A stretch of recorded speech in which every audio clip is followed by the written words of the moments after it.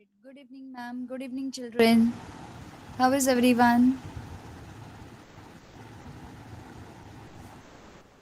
Okay, have you all received your feedback on your examination, children? Everybody, have you all checked that in the Google Classroom? Students, some of your attachment were not visible. Okay, on my end, it was coming that there is error downloading the attachment from the server. So I haven't graded you. So if you even if you have written the paper, you can talk to Vaishali ma'am. If she allows that, then I'll check your paper. You can send it in a PDF format. Okay, to Vaishali ma'am, and she will share with me. I'll correct it. Okay, you can speak about that. So apart from that, next time whenever you upload the paper, upload in the given format in Google Classroom. Google Classroom का थोड़ा सा problem होता है. Okay, ठीक है. Coming back to our chapter. So last time, what have we done? What have we completed? We have started with new chapter, that is refraction of light. Correct? Okay. So today we are going to see what is refraction of light. Yes. And no, we have already seen what is refraction of light. Today we are going to see that how this refraction is seen in our day-to-day life. Okay. Am I audible clear to everybody? Is there any glitch? No, na? Okay. All right. Chalo. Coming back, I'll share my screen. So here, okay, thank you. Sharing my screen.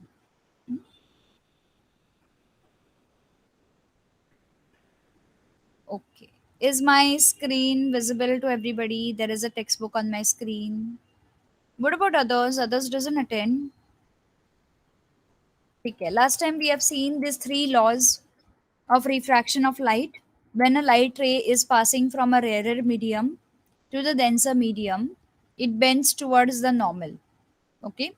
In second case, when it is passing from denser medium and coming out in rarer medium, it will bend away from normal. Okay, so when it is coming in denser medium, it bends towards the normal, and when it is going away from rarer medium, okay, out of the denser medium, it will bend away from the normal.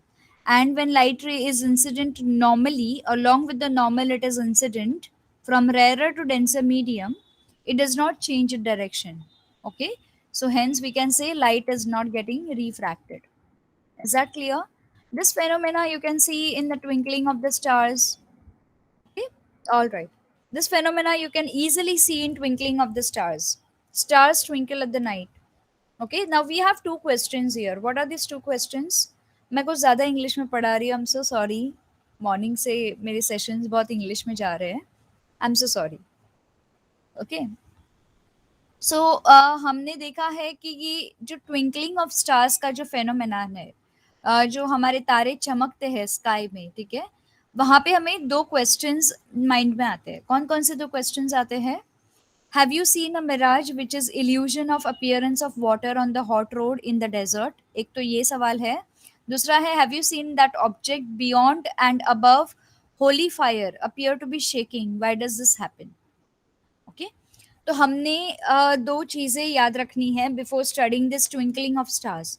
Stars का twinkle होना हमें sky में दिखाई देता है. Have everybody noticed? आप star gazing के लिए गए होंगे ना संतोष सर के यहाँ पे टेरेस पे? आपके यहाँ तो नजदीक है. I always wanted to go there. Yes yes, I always wanted. How was your experience? Now, one by one, you can tell me in the chat box. What was your experience when you went for stargazing? आपने कैसे देखे stars? पहले आपने naked eye से देखे रहेंगे. Okay, उसके बाद आपने कैसे देखे फिर?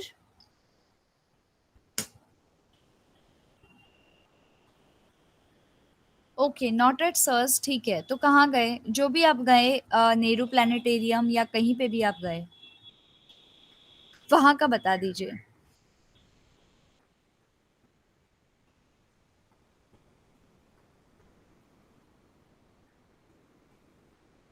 यस, बताओ बताओ, I am waiting. Come on children, जो भी आपको ठीक लगे वो बताओ. नेहरू प्लानिटेरियम, ठीक है, आपने क्या देखा वहां पे?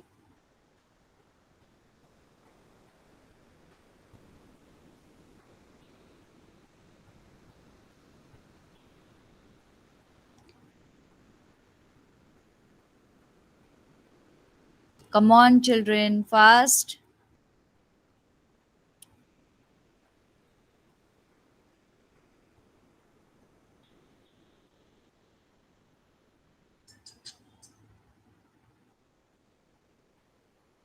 Nobody's telling. Anyways, instead of spending time on this, star gazing के टाइम पे जब भी आप जाते हो या आप ऐसे ही नेकेड आई से स्टार्स को देखते हो, ठीक है, वो ब्लिंक होते हुए नजर आते हैं। ठीक है, पहले हम ये वाला फेनोमेना देख लेते हैं। Local atmospheric condition affect the refraction of light to some extent. जैसे कि अगर आप स्टार्स सिटी साइड में देख रहे हैं, या फिर आप स्टार्स देख रहे हैं गांव के साइड में, या फिर आप तीसरे केस में स्टार्स देख रहे हैं आप माउंटेन रीजन से। ओके, कहीं आप बड़े से हिल स्टेशन पे गए या माउंटेन पे गए और वहां से आप स्टार गेज कर रहे हो, तो तीनों का एक्सपीरियंस आपको अलग अलग रहेगा। It is all depending on the atmospheric conditions, how it is prevailing. In both the examples above, the air near the hot road or desert surface and near the holy flame is hot. ठीक है, एक तो हमारा twinkling of star का रहा। दूसरा ये जो मिराज फॉर्म होता है, मिराज का मतलब हम देखेंगे, मैं आपको बता दूंगी। तो ये जो मिराज फॉर्म होता है इन दो सवालों का जवाब में, in both examples above, the air near the hot road and desert surface and near the Holi flame is hot and hence rarer than the air above it. ठीक है, जैसे कि आप एक एग्जाम्पल ले लो, जैसे कि होली यहाँ पे बर्न हो रही है। ठीक है, होली का आप सभी को पता है ना, हाउ होली इज बर्न। यहाँ पे होली के ऊपर ऐसे फायर लग रहा है। ठीक है, ये धीरे धीरे फायर यहाँ पे एक्सटेंड होगा, जैसे ये ग्राउंड लेवल पे आके एक्सटेंड होगा, यहाँ पे एक लेयर फॉर्म होगा। कभी आपने होली में ध्यान से देखा है? ओके, तो आपको थोड़ा सा एयर के साथ साथ वो चीजें जो होती है ये लेवल पे ग्राउंड से लेके एक कुछ सेंटीमीटर्स तक, यू फील देम शेकिंग और मूविंग। क्या आपने देखा है? आपको कोई भी चीज उधर रखी होगी, कोई भी ऑब्जेक्ट, दिया वगैरह सब मूव होते हुए नजर आएंगे, correct? So this kind of refraction of light is called as mirage. In both the examples above, the air near the hot road and desert surface and near the holy flame is hot and hence rarer than the air above it. ठीक है, ये वाला हो जाएगा denser medium और ये वाला हो जाएगा सॉरी, ये वाला हो जाएगा आपका रेरर मीडियम और ये वाला हो जाएगा आपका डेंसर मीडियम यहाँ पे। ठीक है, डोंट गो विद दिस। तो ये डेंसर मीडियम से रेरर मीडियम में जब ये आता है तो वो थोड़ा सा एयर फ्लक्चुएट होने लगता है। The refractive index of air keeps on increasing as we go increasing at the heights. In the first case above, the direction of light rays coming from distance keeps changing according to the laws of refraction. तो following the laws of refraction, ये जो light rays है ये change होते हैं as you come down to the ground level. ठीक है, the light rays coming from distant object appear to be coming from the image of the object inside the ground as shown in the figure 6.5. This is called as mirage. ठीक है, जब भी आप ये level पे होते हो खड़े, यहाँ से जो आप लाइट रेज देखते हो तो आपको ये डेंसर मीडियम होती है और ये रेयरर मीडियम होती है। तो आपको ऐसे लगता है ये जो लाइट रेज है ये इस तरह से इधर आके ये हो जाते हैं, पुश हो जाते हैं, क्योंकि यहाँ पे कोल्ड एयर है, यहाँ पे हॉट एयर है। ठीक है, तो ये इस तरह से आके यहाँ पे रिफ्रैक्ट होते हैं और आपको हल्का सा यहाँ पे शैडो जैसा दिखाई देता है। आपको ऐसे लगता है कि ये हॉट सरफेस का जो है रिफ्लेक्शन है। जो रिफ्लेक्शन नहीं होता है वो मिराज होता है और ये मूविंग होता है। ठीक है, in the second example, the direction of light rays coming from objects beyond the Holi fire changes due to changing refractive index above the fire. Thus the object appear to be moving. एक तो reflection वाला clear हो गया। अब वो moving क्यों होता है? रिफ्लेक्शन तो दिखता ही दिखता है, उसके साथ मूविंग क्यों होता है? क्योंकि यहाँ पे जो लाइट रेस का जो फ्रीक्वेंसी है वो कम ज्यादा होते रहता है। ठीक है, कांस्टेंट फ्रीक्वेंसी नहीं होता है, तो इसकी वजह से जब कम ज्यादा फ्रीक्वेंसी होगा तो ऑटोमेटिकली आपको ये जो मिराज है वो मूविंग नजर आएगा। Okay, so effects of atmospheric condition on refraction of light can be seen in twinkling of stars as well. जैसे हम twinkling देखते हैं stars को twinkle होते हुए, so stars are self luminous and can be seen in the night in absence of sunlight. हमको ये पता है कि स्टार को खुद की लाइट होती है। ठीक है। और ये मोस्टली हमको रात में दिखाई देते हैं जब भी सनलाइट प्रेजेंट नहीं होती है। They appear to be point sources because of their being at very large distance from us. हमारे लिए वो एक डॉट जैसा दिखाई देता है क्योंकि वो बहुत दूर है हमसे। As density of air increases with lowering height above the surface of the earth, the refractive index also increases. जैसे हम हाइट से नीचे आते हैं, ग्राउंड में आते हैं, वैसे ही इसका रिफ्रैक्टिव इंडेक्स है वो भी इंक्रीज होने लगता है। Starlight coming towards us travel from rarer medium to the ground level पे denser medium। जो स्टार की लाइट हमको यहाँ पे दिखाई देती है, it comes from rare medium to the our ground which is called as denser medium. ठीक है।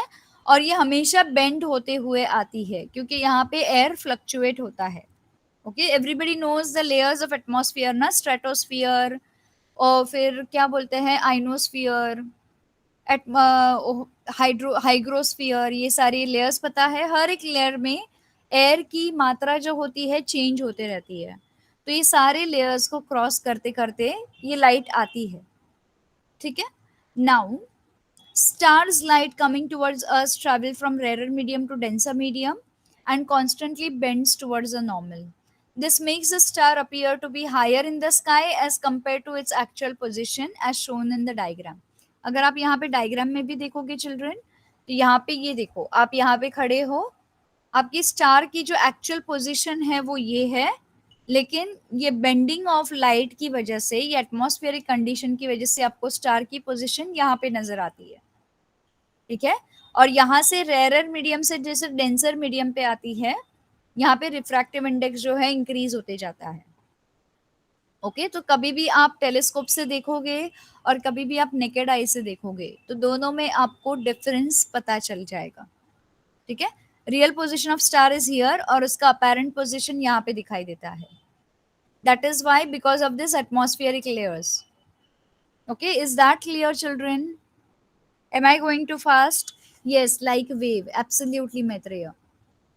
Yes, like waves. Okay? Clear with this? ठीक है। Maitreya, today you have entered from 2 devices. हाँ बच्चा? Okay, ठीक है। So coming back here. The apparent position of star keeps changing a bit. Apparent position मतलब जो हमको दिखाई देने वाली position. Real position मतलब actual position of a star. Apparent position जो होती है वो हर बार चेंज होते रहती है थोड़ी बहुत, क्योंकि motion of atmospheric air keeps on changing, intensity of air and temperature also keeps on changing. इन सारे कारणों की वजह से ये जो अपेरेंट पोजीशन है ऊपर नीचे होती है। ठीक है। Because of this, refractive index of air keeps on changing continuously, and because of this change, the position and brightness of the star keeps on changing continuously, and stars appears to be twinkling. अगर आप देखोगे stars twinkle होते हुए आपको नजर आएंगे, हालांकि उनकी जो ट्विंकलिंग का फैक्टर है वो अलग है और जो हमको नजर आ रहा है वो अलग है। स्टार की अपनी लाइट होती है, करेक्ट, बट ये जो ट्विंकल होने वाला फैक्टर है that is because of the atmospheric conditions. Okay, alright, we do not see twinkling of planets क्योंकि प्लैनेट्स को खुद की लाइट नहीं होती है। ठीक है, प्लैनेट्स के ऊपर लाइट जो है सन की रिफ्लेक्ट होती है, पर फिर भी ट्विंकलिंग नजर आना चाहिए ना। But what is the reason? This is because planets are much closer to us as compare to the stars in the sky. आप सभी लोगों ने 8th स्टैंडर्ड में लाइफ साइकिल ऑफ स्टार पढ़ा है, राइट? यस चिल्ड्रन, पढ़ा है ना life cycle of star? Star and planets both are different. Planets we can visit using spaceships, using rocket, using rovers, etc. Stars we cannot visit. Can you visit sun? Yes, can you visit sun? We cannot visit sun, right? Yes. So stars and planets are different. Stars have their own light, planet doesn't have their own light. They get reflected light from the sun. Now, therefore, they do not appear as a point source but appear as a collection of point source. Because of the changes in atmospheric refractive index, the position as well as the brightness of individual point It changes, but average position and total average brightness remains unchanged. And planets do not twinkle. Okay, फिर भी उसके ऊपर सन का light पड़ने के बाद भी planet twinkle क्यों नहीं होते हैं?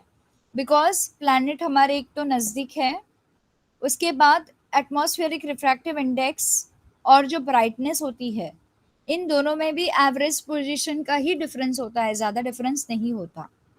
ठीक है, तो ये जो एटमॉस्फेरिक रिफ्रैक्टिव इंडेक्स और स्टार की पोजीशन, ये दोनों न्यूट्रल हो जाते हैं। इसका डिस्टेंस और इसका एवरेज ब्राइटनेस ये न्यूट्रल हो जाते हैं, इसलिए प्लैनेट्स जो है हमको ट्विंकलिंग फॉर्म में नजर नहीं आते। By sunrise we mean the appearance of sun above the horizon. अभी आप बोलोगे शुक्र तारा, वो तो ट्विंकलिंग नजर आता है, वो क्यों ऐसा आता है? शुक्र तारा इज एक्चुअली वीनस। ओके, शुक्र तारा जो आप देखते हो, that is nothing but your Venus, planet Venus. Venus is considered as hottest of all the planet. I hope everybody knows that. Correct? Venus को, शुक्र ताऱ्याला आपण सगळ्यात गरम किंवा सगळ्यात उष्णताने भरलेला तारा समजतो. तारा नाही, ते एक ग्रह आहे.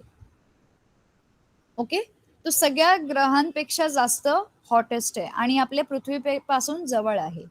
त्यामुळे कधी कधी त्याच्या हॉटनेसमुळे आपल्याला ते ट्विंकलिंग फॉर्म मध्ये दिसतो शुक्र तारा. ओके, आणि हे सुद्धा लक्षात ठेवायचं आपल्याला की जी ट्विंकलिंग फॉर्म मध्ये शुक्र तारा दिसतो, that is also mirage. Okay, ते एक मिराज डेव्हलप करतो. Alright, so by sunrise we mean by the appearance of sun above the horizon. But when sun is somewhat below the horizon, its light rays are able to reach us along a curved path due to their refraction through Earth's atmosphere, as shown in figure 6.7. I'll show you in figure 6.7 like this. Where it is? This. Okay. कभी कभी आप sunrise और sunset वाले scene देखते हैं ना, तो सन नीचे होता है, ये आप यहाँ पे खड़े हो होराइजन पे, लेकिन आपको सन यहाँ पे दिखाई देगा, पर एक्चुअल में सन नीचे होता है, उसके जो रेज है वो निकल के आते हैं. Have you all scene sunset point, sunrise point? जब भी आप अपने टूर पे गए हो या आप अपने फैमिली के साथ बाहर गए हो, have you all been to that sunset point, sunrise point? Mahabaleshwar में बहुत फेमस है. Yes, other places also, but nearest one is Mahabaleshwar, Lonavala, वहाँ पे भी सनराइज और सनसेट पॉइंट है. तो वो जो आप सनसेट के टाइम पे जो रेज देखते हो या सनराइज के टाइम पे जो रेज देखते हो, ये सारा मिराज है. ठीक है, एक्चुअल पोजीशन ऑफ सन कुछ और होती है, पर वो सन के पहले जो दिखने वाले रेज वो होते हैं. So by sunrise we mean appearance of sun above the horizon. Okay, thus we see sun even before it emerges above the horizon. Same thing happens at the time of sunset also, and we keep seeing the sun for a short while even after it is below the horizon. Okay, so ये जो below the और above horizon है, ये सारा सब कुछ जो है वो मिराज है. It is part of mirage. Is that clear? Okay. All right, I'll show you one thing. Here I have 1 minute. I've just mirage of a truck. I think I can show you this. Can you see, children, here? You can see here. This is sky.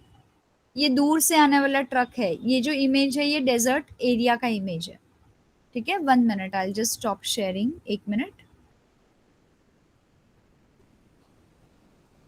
All right, children, I hope are you there with me? Yes. Okay, 1 minute, children. I'll share. 1 minute.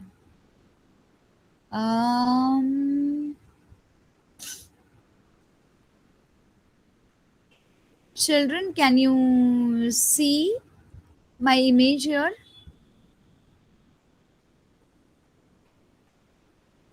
नहीं ना, हाँ ठीक है, 1 minute. I'll just show it to you. Was supposed to be fine.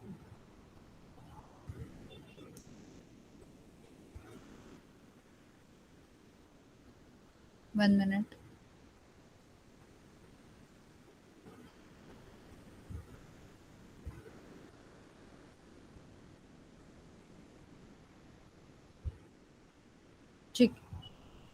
All right, I show you again full screen. हाँ ठीक है, अभी sharing my screen.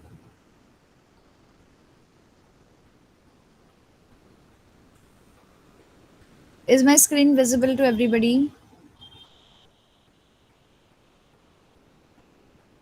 Visible children? Yes ना? ठीक है, ओके ओके। तो ये यहाँ पे स्काई है, यहाँ से आने वाला ट्रक है, और ये जो स्काई का जो रिफ्रैक्शन है आपको यहाँ पे दिखाई देगा as a part of reflection. Okay, but ये रिफ्लेक्शन नहीं है, ये आपका रोड है।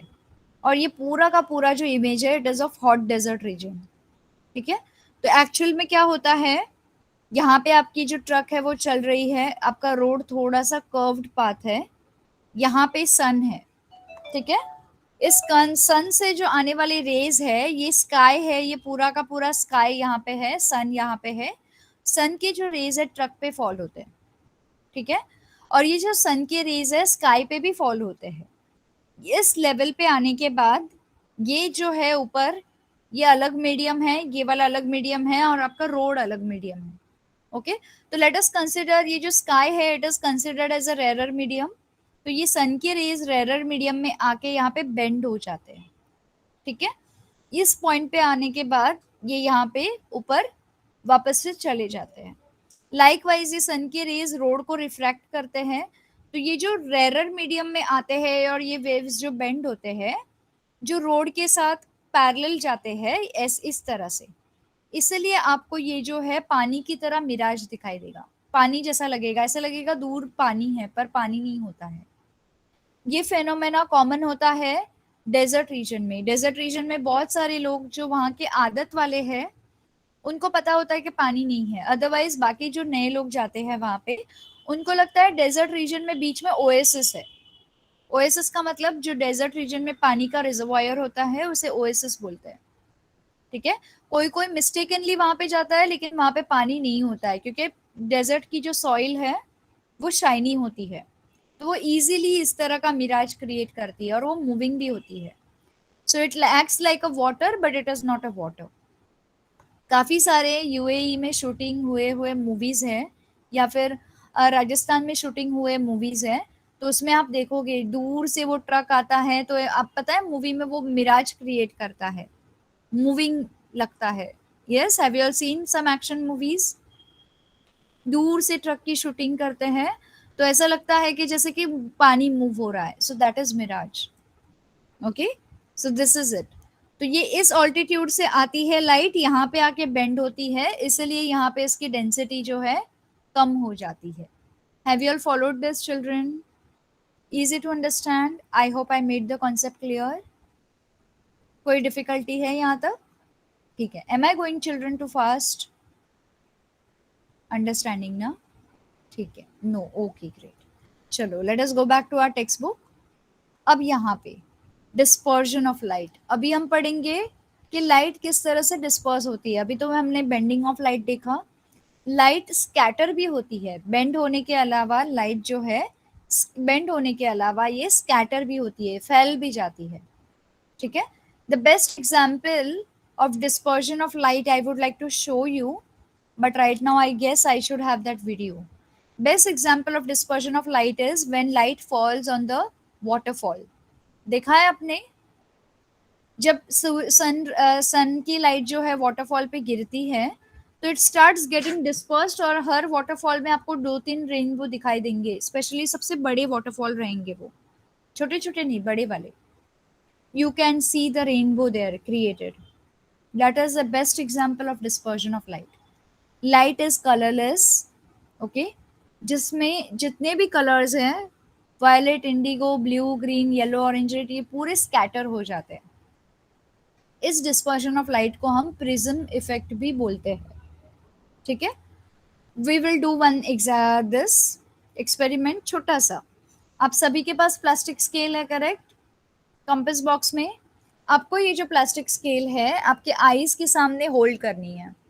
ठीक है, और आपको उसके अंदर से आर पार देखना है धीरे धीरे, और स्केल को है ना टिल्ट करते हुए रहना है। You will see light rays divided into different different colours.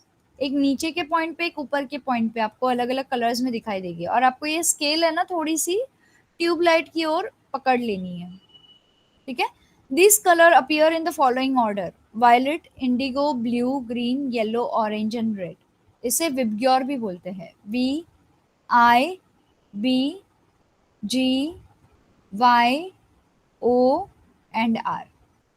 ठीक है। इसे विबग्योर कलर भी बोलते हैं। You know that light is electromagnetic radiation. Wavelength is an important property of radiation. हमारी जो लाइट हमें दिखाई देती है, that is also a part of radiation, but that is not harmful radiation, ठीक है। The wavelength of radiation to which our eyes are sensitive is between 400 and 700 nanometres. Okay, हमारी eyes जो है 400 से 700 नैनोमीटर्स की वेवलेंथ को bear कर सकती है, ठीक है। It is between 400 and 700 nanometers. In this interval, radiation of different wavelength appears to have different colors. और यही वेवलेंथ के बीच में अलग अलग कलर्स हमको दिखाई पड़ते हैं, ठीक है। जैसे कि violet, indigo, blue, green, yellow, orange, red, इन सारे के वेवलेंथ इसी के बीच में फॉल होते हैं।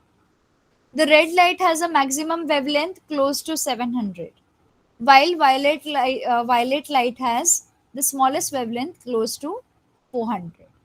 Remember that 1 nanometer is equal to 10 raised to minus 9 meters. तो आप सोचो इतना छोटा वेवलेंथ होता है लाइट का।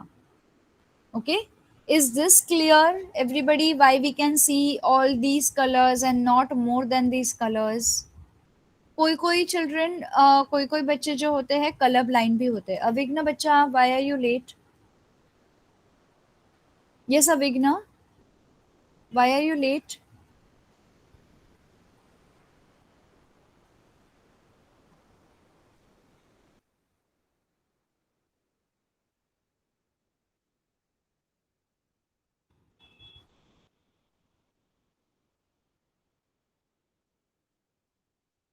Avigna, if you do not answer me, I'll not go ahead. मुझे आप जवाब दो, लेट क्यों हुए हो?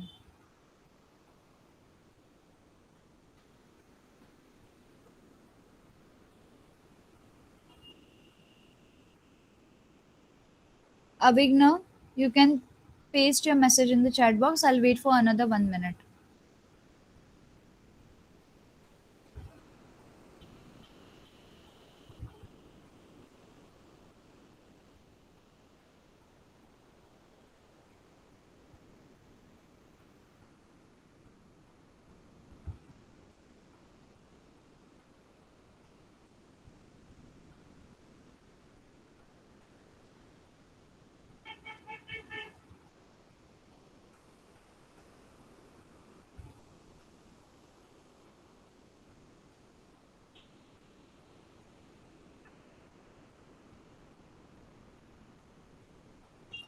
Avigna, it's been 30 minutes. बहुत ज़्यादा लेट हो गए हो, ठीक है। Next time, children, I don't want anybody to be late. Fine. Sharing my screen once again. अच्छा, before sharing, I'll show you one more image, ठीक है। That is this वाला, wavelength of light वाला। I hope ये open होना चाहिए। एक second ना, just hold on. 1 minute, 1 minute. Just a minute. I think this is it. यही है ना? Okay, I'll enter full screen mode. Okay, I'll show you this. No problem, no problem, Avigna. Now you be here, ठीक है?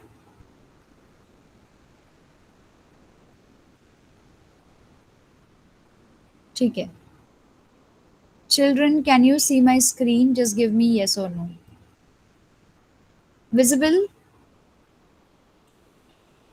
Visible, yes, no? हाँ, ठीक है.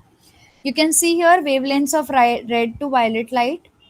Violet light का wavelength है 380 मीटर नैनोमीटर से 450 नैनोमीटर्स। उसके बाद ब्लू, वायलेट, इंडिगो इसके बीच में आता है, ठीक है, इसके बीच में आएगा। Blue is 495 to 450, I mean 450 to 495, ये इंक्रीजिंग ऑर्डर में है. ग्रीन का 495 to 570, येलो का 570 to 590, ऑरेंज का 590 to 620, एंड रेड लाइट का होता है 620 to 700. अगर इंटेंस रेड लाइट है तो 750 तक जाता है. Okay, so this is your VIBGYOR. Can you see V I यहाँ पे फॉलो होगा, VIBGYOR, Vibgyor. So these are the different wavelengths of the light. Now you followed what I was trying to say about the wavelength of the light, children. Understood now? Clear? Better to understand? ठीक है. Okay. So coming back to your textbook, in vacuum the velocity of light rays of all frequency is the same. ये जितने भी सारे frequencies आपने देखे हैं, अगर आप इसको वैक्यूम में डालोगे तो सबकी फ्रीक्वेंसी एक लेवल पे आ जाएगी, क्योंकि वहां पे एयर प्रेजेंट नहीं होता है. ठीक है. But the velocity of light in a medium depends on the frequency of the light, and thus different colours travel with the different velocity. ठीक है. कोई भी लाइट का वेलोसिटी जो है वो मीडियम के ऊपर डिपेंड करता है. अगर आप पानी में लाइट को स्कैटर कर रहे हो, या आप लाइट को एयर में स्कैटर कर रहे हो, या आप लाइट को कोई भी और सॉलिड मीडियम में स्कैटर कर रहे हो. ठीक है. तो मीडियम के ऊपर वेलोसिटी ऑफ लाइट जो है डिपेंड होती है. Therefore refractive index of medium is different for different colours. ये रिफ्रैक्टिव इंडेक्स जो होता है अलग अलग कलर के लिए अलग अलग मीडियम में अलग अलग चेंज होते रहता है. Thus, even when white light enters a single medium like glass, the angles of refraction are different for different colors. So, when the white light coming from the sun through air enters any refracting medium, it emerges as a spectrum of 7 colors. इसीलिए जो सन की light जब भी waterfall पे गिरती है या बारिश पे गिरती है तो वो प्रिज्म का काम करती है. बारिश की बूंदे या आपका आप वाटरफॉल बोलो, वो प्रिज्म का काम करती है. या आप ग्लास बोलो, अगर ग्लास के ऊपर भी गिर के वाइट लाइट डिस्पर्स हुई तो वही प्रिज्म का काम करती है. क्या करती है, एक पॉइंट पे आती है, सनलाइट तो आपको दिखाई देगी पर यहाँ पे इसका कलर जो है वो स्कैटर होने लगेंगे. ठीक है. यहाँ पे कलर जो है फिल्टर होने लगेंगे अपने अपने वेवलेंथ के हिसाब से. जैसे फिल्टर होंगे इनके अंदर एंगल फॉर्मेशन होगा. Can you see children? VIBGYOR यहाँ पे हर एक का अलग अलग फ्रीक्वेंसी पे एंगल फॉर्मेशन होगा. ठीक है.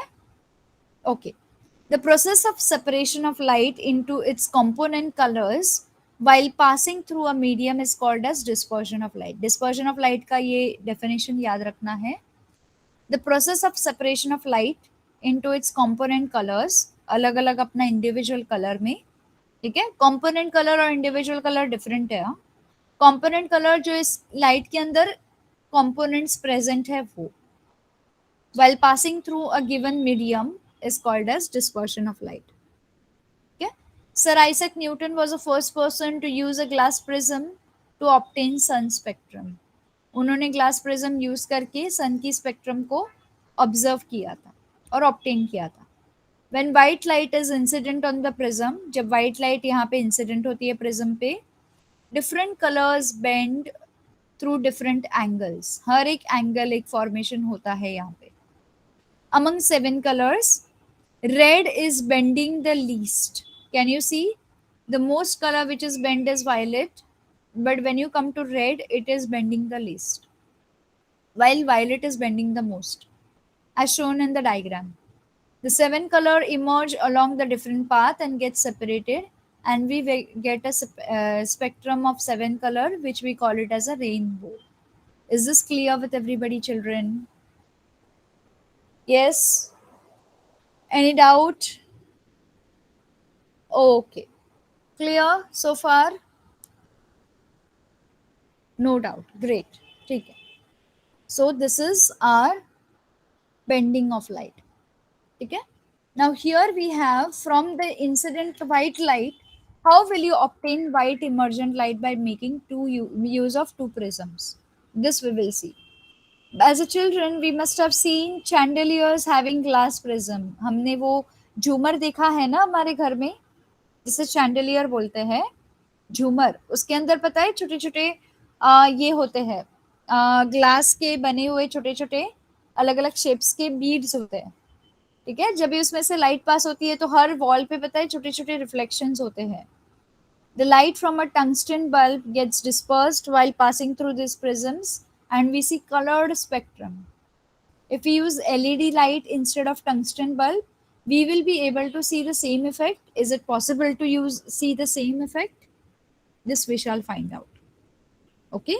अभी यहाँ पे partial and total internal refraction ये वाला है। पार्शियल रिफ्लेक्शन क्या होता है और टोटल रिफ्लेक्शन क्या होता है।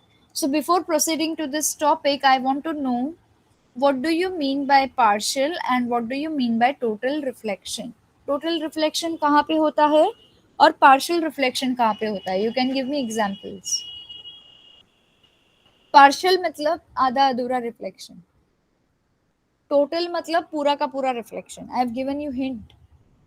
Now tell me partial reflection कहाँ दिखाई पड़ता है और टोटल रिफ्लेक्शन कहाँ दिखाई पड़ता है।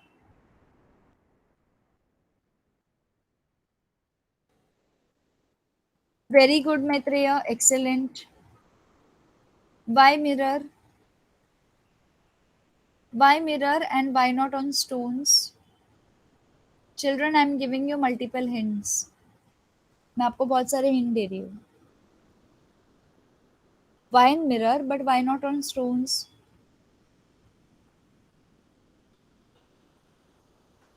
और why not on cloth.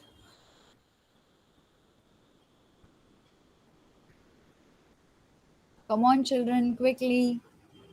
Maitreya you are right, you are correct. Others can reply Avigna, Anuj, Dheeraj. Okay, Maitreya, correct. That is one of the reason. और क्या reason हो सकता है? Okay. Your mirror or you can say your glass is having a smooth surface. Okay. Exact shape. Yes. Exact shape or you can say a smooth surface. Smooth surface पे जितने सारे raise fall होते हैं वो directly fully reflect होते हैं, total reflection देते हैं। हाउ एवर रफ सरफेस पे पार्शियल रिफ्लेक्शन होता है। ओके। जब रफ सरफेस पे सन के रेज या लाइट के रेज गिरते हैं तो वो यहाँ वहाँ बेंड होने लगते हैं और हमको आधा रिफ्लेक्शन दिखाई देता है। Is that clear?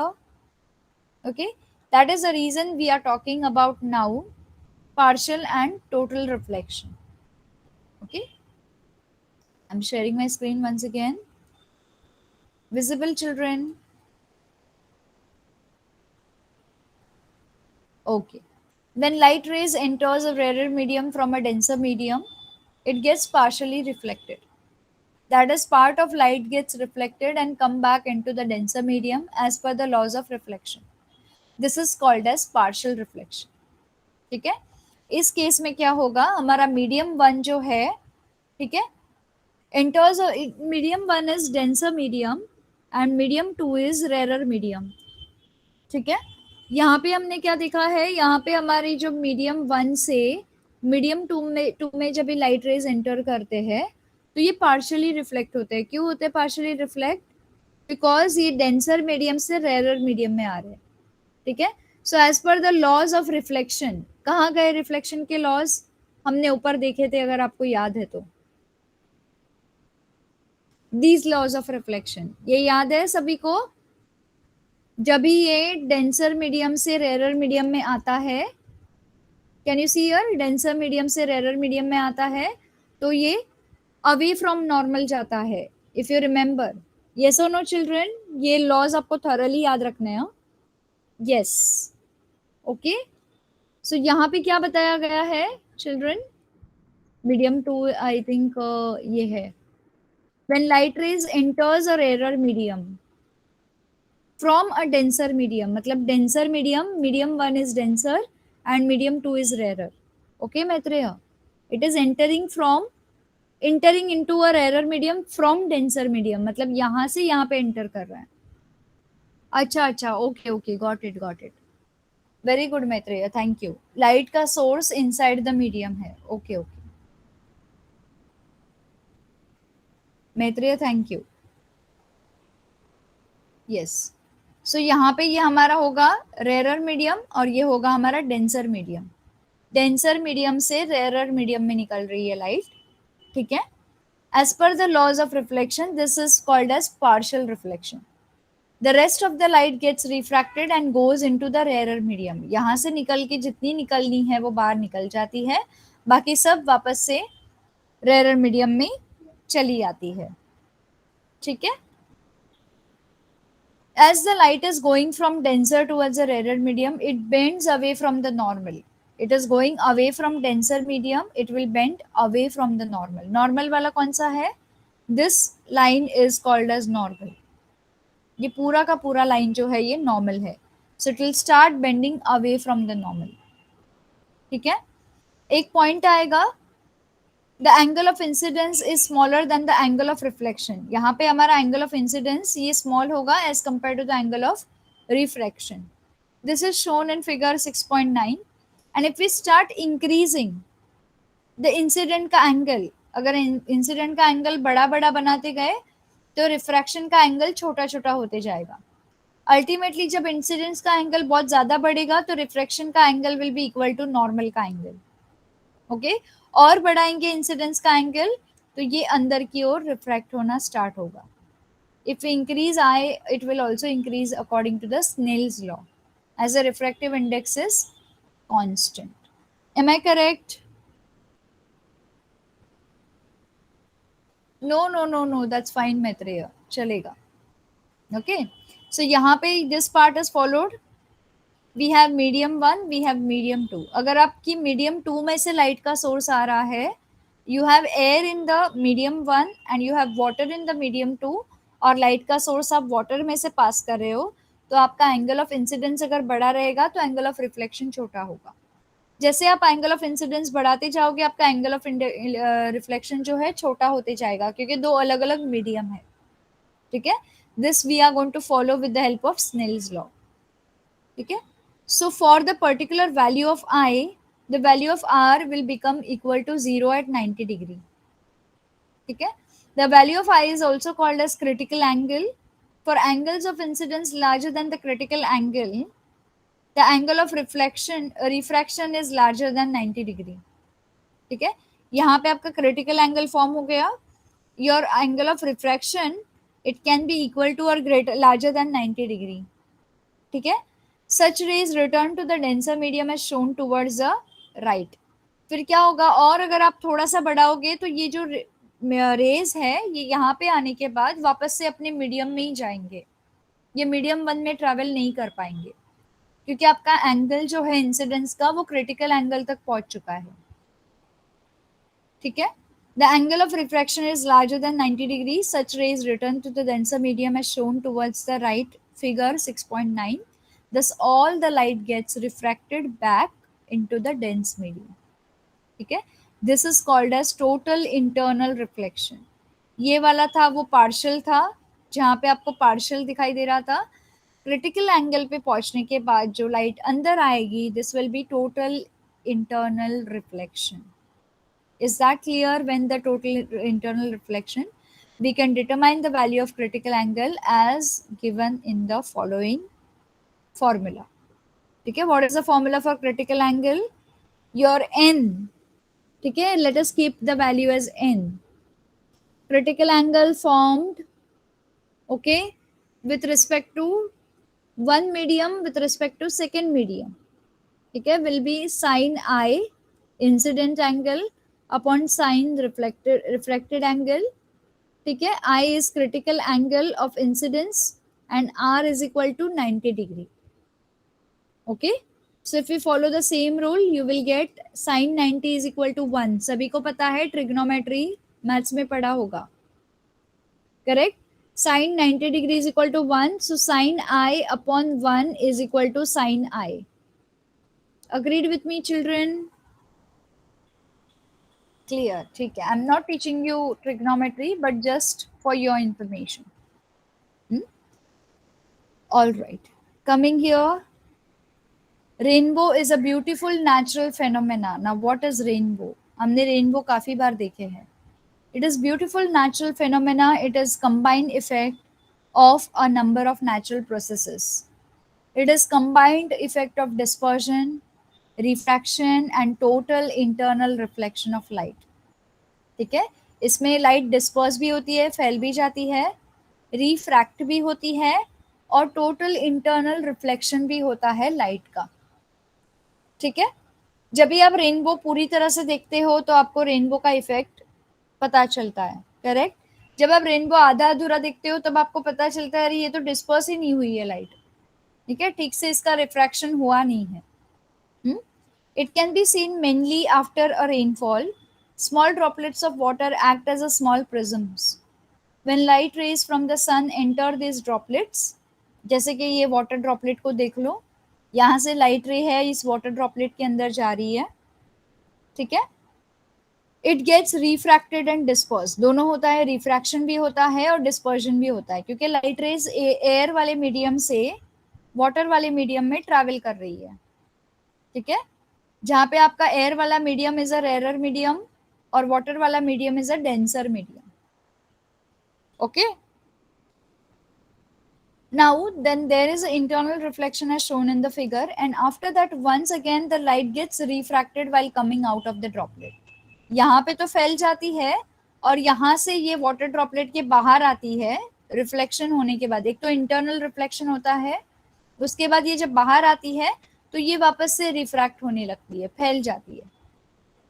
ठीक है, all these three processes together produce a rainbow. Okay, try to see if you can use this dispersion of light using plastic jar or mirror or water. ठीक है, आप ये try कर सकते हो. Light का सोर्स रखो, उसके सामने मिरर को पकड़ो तो आपको समझ में आएगा. Okay, if you are free you can refer these books, Why the Sky is Blue, Optics and Theoretical Concepts in Physics. You'll get many videos on the same on YouTube. For educational purpose you can refer the video. ठीक है, can we go towards the solve example and we'll stop here. Our chapter will be over. Children, are you following what I'm teaching? समझ में आ रहा है आपको मैं पढ़ा रही हूँ कि सिर्फ मैं अकेली अपने आप को पढ़ा रही हूँ और आप लोग यहाँ पे डेमो सेशन में बैठे हो? ऐसा तो नहीं है ना? यस, आपको समझ में आ रहा है ना? Okay okay okay. Coming back to solved example. Now we have two examples here. एक एग्जाम्पल में क्या बताया गया है? The absolute refractive index of water is 1.36. What is the velocity of light in water? ठीक है, अब वाटर के अंदर मीडियम है हमारा वाटर. यहाँ पे velocity of light in vacuum का रेफरेंस लेना है जो हमको गिवन डेटा है, जो 3 × 10⁸ मीटर पर सेकेंड है. ठीक है, तो सबसे पहले हम क्या करेंगे? v1, okay, velocity 1 of light जो कि वैक्यूम की वेलोसिटी है वो नोट डाउन करेंगे. उसके बाद हम absolute refractive index note down करेंगे जो है 1.36. ओके, ये वाटर का रिफ्रैक्टिव इंडेक्स है, इसको हम सिर्फ n ही रखेंगे. ठीक है, n का मतलब क्या है? v1 upon v2, velocity 1 upon velocity 2, correct. हमारे पास n है, हमारे पास वेलोसिटी 1 है. क्या हम ये दोनों डेटा यूज करके वेलोसिटी 2 फाइंड कर सकते हैं? क्रॉस मल्टीप्लाई कर देना है हमें यहाँ पे और हमको मिलेगा v2 का वैल्यू. ठीक है, it will be 2.221 × 10⁸ metre per second. ये 10⁸ को कट मत करना, इसको रखना, ये आपको काम आएगा. जो भी कट करोगे 3 और 1.36 में करना. ठीक है, is that clear children? Cross multiplication. ठीक है, will go to some number 2. Light travels with a velocity 1.5 × 10⁸ metre per second in a medium. कौन सा मीडियम है वो पता नहीं है, लेकिन वेलोसिटी इसकी है 1.5. ठीक है, तो इसे हम रख देते हैं v1. On entering second medium its velocity becomes this, इसे हम रख देते हैं v2. ठीक है, what is the refractive index of second medium with respect to the first medium? हमको क्या फाइंड आउट करना है? Refractive index of second medium with respect to first medium और ये n. Got it? हमेशा आपको क्वेश्चन ध्यान में रखना है, refractive index of second medium with respect to first medium, तो सेकेंड पहले आएगा, ठीक है। तो यहाँ पे हमको क्या आएगा, जब आपका सेकेंड पहले आता है और फर्स्ट बाद में आता है, तो आपका फॉर्मूला क्या बनता है, v1 upon v2, agreeing with me, v1 upon v2, मैंने आपको पहले भी बताया था ना, आपका जो फर्स्ट है वो ऊपर आएगा और सेकेंड है वो नीचे आएगा। Agreeing with me children, yes, okay. तो यहाँ पे हमने v1 की वैल्यू ऊपर डाल दी और v2 की वैल्यू नीचे डाल दी, ओके। 10⁸ को फिलहाल सेव करके रखो, हमारे काम का है। पहले इसको हम सब्सटीट्यूट करते हैं, तो 0.75 वन जा, 0.75 टू जा, ठीक है। 10⁸ गया, 10⁸ गया, आ गया 2। So your refractive index of the second medium with respect to the first medium is 2. Is it easy to understand and solve? Okay. Any difficulty so far, children? Anything you wish to ask me in this chapter? We'll quickly do a small revision, ठीक है, and then we will stop. हमने last time क्या किया था, कुछ ज़्यादा ही आगे, ठीक है। So we have done, we have started with refraction of light. हमने रिफ्रैक्शन का मतलब समझा था यूजिंग टू एक्टिविटीज, ठीक है। उसके बाद हमने रिफ्रैक्शन ऑफ लाइट का डेफिनेशन डिराइव किया था। एक्टिविटी 3 में हमने देखा था डेंसर मीडियम और रेयरर मीडियम में डिफरेंस, दो अलग अलग मीडियम में लाइट किस तरह से बिहेव करती है। इसके बाद हम लॉज ऑफ रिफ्रैक्शन डिराइव किए थे, ठीक है, depending on different different medium laws of refraction हमें क्या बताते हैं। लॉज ऑफ रिफ्रैक्शन पता चलने के बाद हमने नया एक कॉन्सेप्ट डिस्कवर किया जो है refractive index. So refractive index, it all depends on the velocity of light in that medium, ठीक है। Refractive index is always related to the Snell's law, क्योंकि वो हमको बताता है इंसिडेंट रे अपॉन रिफ्रैक्टेड रे। तो ये जो कांस्टेंट है which is called as refractive index. इसके बाद हमने अलग अलग ऑब्जेक्ट्स का रिफ्रैक्टिव इंडेक्स देखा, set refractive index with the absolute refractive index जिसे बोलते हैं, ठीक है। उसके बाद हमने रिफ्रैक्टिव इंडेक्स का फॉर्मूला डिराइव किया, refractive index of medium 1 with respect to medium 2। तो medium 1 with respect to medium 2 आया, तो वेलोसिटी ऑफ लाइट 2/1 आएगी, ठीक है। और अगर medium 2 with respect to medium 1 आया, ठीक है, तो ये आएगा v1/v2। अग्रीड विथ मी, ठीक है। तो इस तरह से हमने नीचे जाके 3 अलग अलग लॉज डिराइव किए। जब रेयरर मीडियम से डेंसर मीडियम में लाइट जाती है तो ये टुवर्ड्स नॉर्मल बेंड होती है, जब डेंसर मीडियम से रेयरर मीडियम में लाइट आती है अवे फ्रॉम नॉर्मल बेंड होती है, और अगर ये नॉर्मल के परपेंडिकुलर है तो यहाँ पे कोई रिफ्रैक्शन ऑकर नहीं होता है, ठीक है। इसके बेस पे हमने ट्विंकलिंग ऑफ स्टार्स और मिराज, ये दोनों कॉन्सेप्ट को क्लियर किया। मिराज क्या होता है, ट्विंकलिंग ऑफ स्टार क्या होता है। अब ट्विंकलिंग ऑफ स्टार और मिराज के साथ साथ हमने अपैरेंट पोजीशन ऑफ स्टार भी देखा, हम क्या ऑब्जर्व करते हैं और हमको दिखाई क्या देता है, ठीक है। इसके बाद हमने डिस्पर्जन ऑफ लाइट के बारे में पढ़ा, जो हमको विबग्योर का कॉन्सेप्ट दिखाता है। VIBGYOR is violet, indigo, blue, green, yellow, orange and red, ठीक है। इसके बाद विबग्योर के कॉन्सेप्ट के साथ हमने विजिबल स्पेक्ट्रम पढ़ा, कलर का visible spectrum, which is this violet का स्पेक्ट्रम, ब्लू का स्पेक्ट्रम, ग्रीन का, ये सारे वेवलेंथ ऑफ लाइट जो है, जो यहाँ से डिस्पर्स होते हैं, अलग अलग वेवलेंथ किस तरह से हमको दिखाई देते हैं, ठीक है। इसके बाद हमने इसको डिस्पर्जन ऑफ लाइट की डेफिनेशन के बारे में पढ़ा और dispersion of light through prism के बारे में पढ़ा कि आइजैक न्यूटन ने ये वाला कॉन्सेप्ट किस तरह से डिराइव किया। अब लाइट जो है पूरी तरह से कभी कभी डिस्पर्स होती है, कभी कभी आधी डिस्पर्स होती है, तो ये हमने देखा partial and total internal reflection में। पार्शियल कभी होता है जब angle of incidence angle of refraction से बड़ा होता है, ठीक है। धीरे धीरे जब ये क्रिटिकल एंगल बन जाता है तो आपका रिफ्रैक्शन 90 डिग्री या डायरेक्टली अपने मीडियम में ही बताता है। This is again with reference to the Snell's law. फिर उसके बाद हमने रेनबो का कॉन्सेप्ट पढ़ा और उसके बाद हमने सॉल्व एग्जाम्पल्स किए। Is this clear? Okay. Am I going too fast? ठीक है. All right. I hope there is no doubt.